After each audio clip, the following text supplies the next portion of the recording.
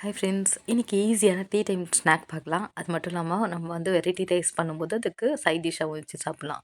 நான் meal maker Cola இல்லை meal maker cutlet எது வேணால் சொல்லலாம். அந்த மாதிரி ரெசிபி தான் செய்ய போகிறேன். ஸோ ஃபஸ்ட்டு மீல் மேக்கரை வேக வச்சு எடுத்துக்கிட்டேன்.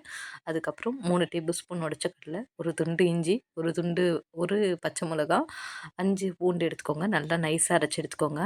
மீல் மேக்கர் வேக வச்சது தண்ணியில் வாஷ் பண்ணி புழிஞ்சு மிக்ஸி ஜாரில் போட்டுக்கோங்க. இதில் தண்ணி ஊற்றாமல் அரைச்சிக்கோங்க. ரொம்ப அரைக்கிறதுக்கு கஷ்டமா இருந்துச்சுன்னா மட்டும் தண்ணி ஸ்ப்ரிங்கிள் பண்ணி அரைச்சி எடுத்துக்கோங்க. அவ்வளோதான். இது எல்லாமே அந்த மிக்ஸிக்குள்ளே போட்டு அதை நல்லா பிசைஞ்சுக்கோங்க. கூட உப்பு போட்டுக்கோங்க.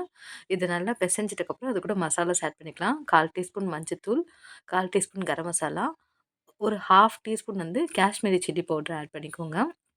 இது கலருக்காக மட்டும் தான். ஏன்னா நம்ம பச்சை மிளகா ஆல்ரெடி போட்டிருக்கோம். இது எல்லாமே நல்லா போட்டு மிக்ஸ் பண்ணி எடுத்துக்கோங்க. அவ்வளோதான். இதை தவாலையும் போட்டு ஃப்ரை பண்ணி எடுக்கலாம். அது கட்லெட் ஷேப்பில் பண்ணி எடுத்துக்கலாம். இல்லை நீங்கள் எண்ணெயில் போட்டு டீப் ஃப்ரை பண்ணால் கோலா உருண்டை மாதிரியும் பண்ணலாம். இல்லை பசங்களுக்கு பிடிக்கிற மாதிரி வடை மாதிரி ஷேப்லேயும் பண்ணலாம். என் பையனுக்கு வடை ஷேப்பில் இருந்தால் தான் ரொம்ப பிடிக்கும். ஸோ அதனால் நான் ஒரு பேனில் ஆயில் ஊற்றி நல்லா காஞ்சதும் மீடியம் ஃப்ளேம் வச்சுக்கோங்க. எண்ணெய் காயிற வரையும் ஹை ஃப்ளேமில் இருக்கட்டும். எண்ணெய் காஞ்சதுக்கப்புறம் மீடியம் ஃப்ளேமில் வச்சுட்டு இதை வடை மாதிரி நான் தட்டி போட்டிருக்கேன். டீப் ஃப்ரை பண்ணியிருக்கேன். நீங்கள் எந்த மெத்தட் வேணுமோ நீங்கள் அந்த மெத்தடில் பண்ணிக்கோங்க. நல்லா டீப் ஃப்ரை பண்ணணும். அது வேகிற அளவுக்கு நல்லா திருப்பி திருப்பி போடுங்க.